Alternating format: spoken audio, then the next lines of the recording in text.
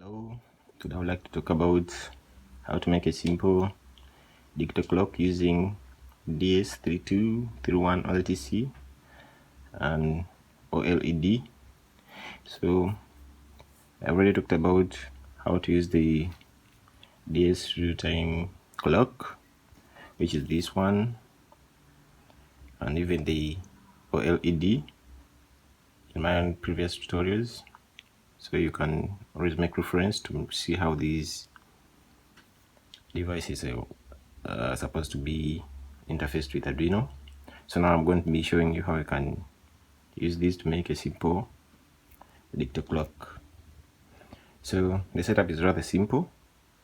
Since these are both using the I2C protocol, we simply connect for example, here you can see we have the clock of the RTC and the clock of this other clock of the OLED are going to be connected to analog pin 5 of the Arduino.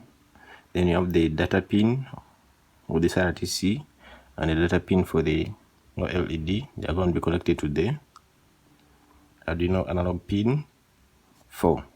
Then you have the VCC and the ground. Those ones automatically go to the 5 volts and the ground of the Arduino board. Yeah, like that. I'll put a schematic so you can make some reference. Then the other thing is just the code. The code is rather simple. Maybe the one thing you have to take note in the code is the dimensions of the OLED that you're using. I'm going to talk about it briefly in the code. So this is the program that you're going to be using. This program is rather simple because I've talked about most of this code in my other tutorial where I was introducing the OLED display. So you can always make reference, but something simple I wanted to talk about was this part of the code where you have to define the width and height of the display that you are using. For example, I'm using a 128 times 32 pixel display, so you have to specify the width and height. If you're using 64, you specify, because this affects the display. For example, here you're going to see that when you're writing the coordinates for example, this function, the drawing rectangle, sometimes you discover that you have to change these coordinates depending on the size of your display. So you should take that in note. Then the rest of the code is simple. You just have to take note of the coordinates depending on the size of the display that you're using. So let's upload this code and see what you are going to get.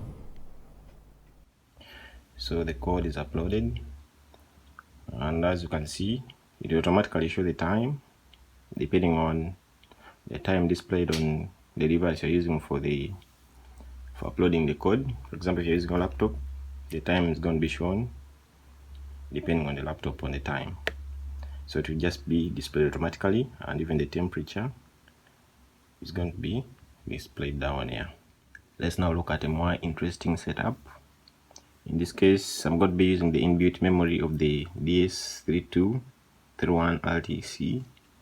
So what we are going to do is we're going to add buttons here.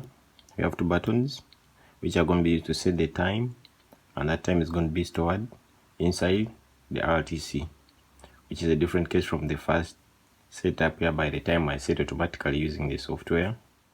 We upload the program, I provided the program there, and then we see how this happens.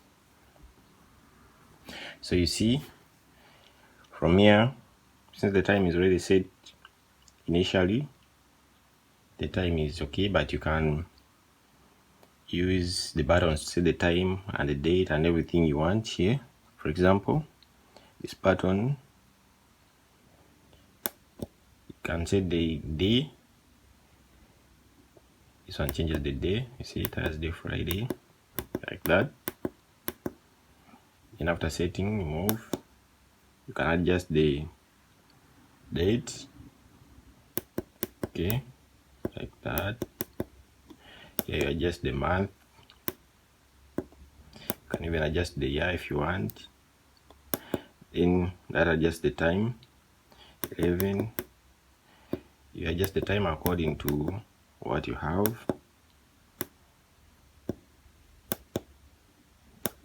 Yeah, like that.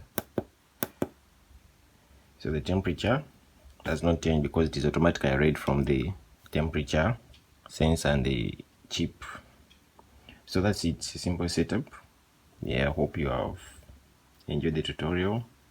Don't forget to subscribe and like my videos. Thanks for watching.